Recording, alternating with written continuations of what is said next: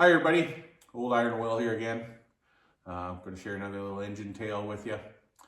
This one's going to be on my 1921 7 horsepower Waterloo Boy K. So built by John Deere. It was after the John Deere's acquisition of Waterloo gas engine and tractor company. So this is another engine that took quite a bit of work for me to get going. It was really my first, what I call, bigger engine that I bought.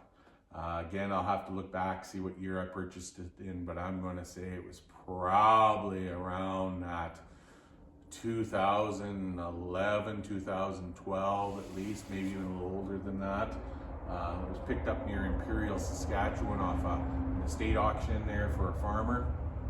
I remember when I first seen it, it was Man's Auctions. So they're no longer in business. They were out of Davidson, Saskatchewan.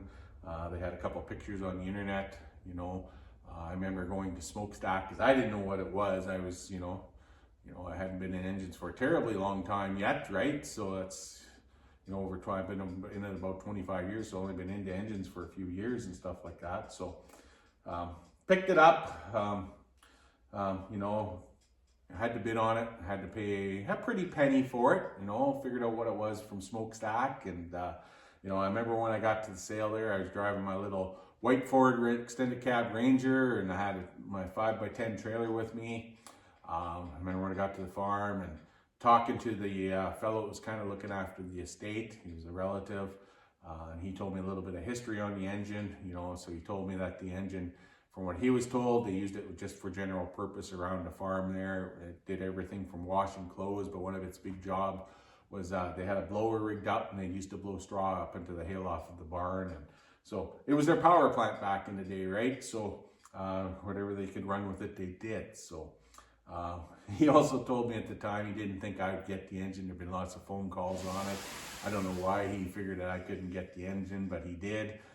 Remember he told me that I was getting phone calls from all over the place. Lots of guys are interested, so, and maybe that lit a fire under my butt. I'm not sure, but at the end of the day, I came home with the engine, and again, he's the guy I didn't think I'd be able to even get it running, right? So it was stuck pretty good again, valves, piston, all that type of stuff. So, got it home, got the flywheels and crankshaft pulled off, it got stood up on end, and then I soaked her for quite a while, that piston. And this was really the first big piston that I ever tried to remove. And I tried just for the heck of it. I had room in the hopper, so I put a heat light in there too, just to kind of help heat things up a little bit and see if I can get that, whatever I was using for a penetrating fluid or whatever at the time, see if I can get it to squeeze by. And I remember got a block of wood put in there and got the sledge out and started tapping on it.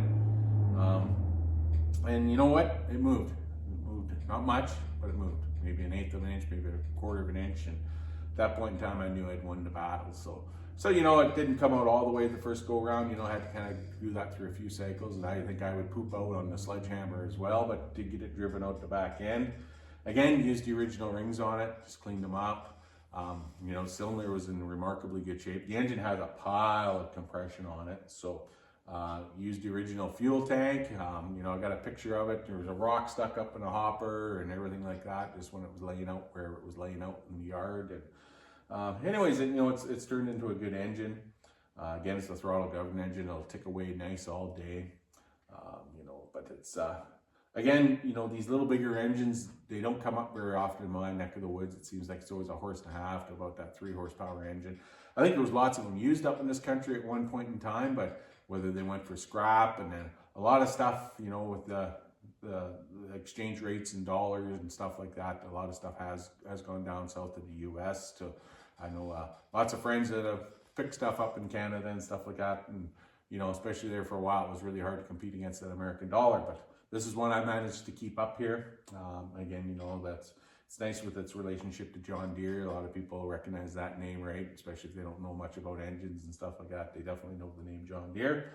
Again, it was pretty much complete. I was missing the muffler on it. I did find, pretty sure it's an original Waterloo Boy muffler. It was at a Bob Porth sale again. Bob Porth's name will come up here and there as we were walking around. He was a pretty big collector, and he collected from all around and had lots of parts and pieces and engines and tractors and all sorts of stuff. So he's big into the case stuff, but anyways, it's turned into a good engine. The guy does know I could get it running. And then the other funny little tale about it, there was two folks there, and I knew they were two gentlemen. I was probably in my mid-30s at that point, I'm guessing. 55 now, but you know, they looked at, I looked at them and said, oh my God, told my dad, he was there with me, I said, those two guys are here, I don't think we're going to get that engine. And then we got talking to them, I think it was about a year later at some show or another auction sale, and they said, well, yeah, we said the same thing about when we seen you and your dad. You said, oh, those two guys are here, I don't think we're going to get that engine. So I did win that battle. It did cost me a few bucks, but again, it's a good engine. I really like it. The wheels were something my dad had, so really I put them on there more to, again, just to help the ease of moving. I think maybe it's a little bit too light of a cart for this size of an engine, but it does work. When I have shown it on the trailer, I usually put some supports under the axle and stuff like that, just to make sure that nothing gives away. But again, had the clutch pulley and everything on it. It was missing the handle at the time, so I did find a handle. I don't know if it's the proper handle, but I did find a clutch pulley handle from Jason Dom. So again, you know, it's one of my favorite engines, and you know, I've had many comments from other folks about how nice it runs and stuff like that. So anyways, cheers for now, everybody. Take care.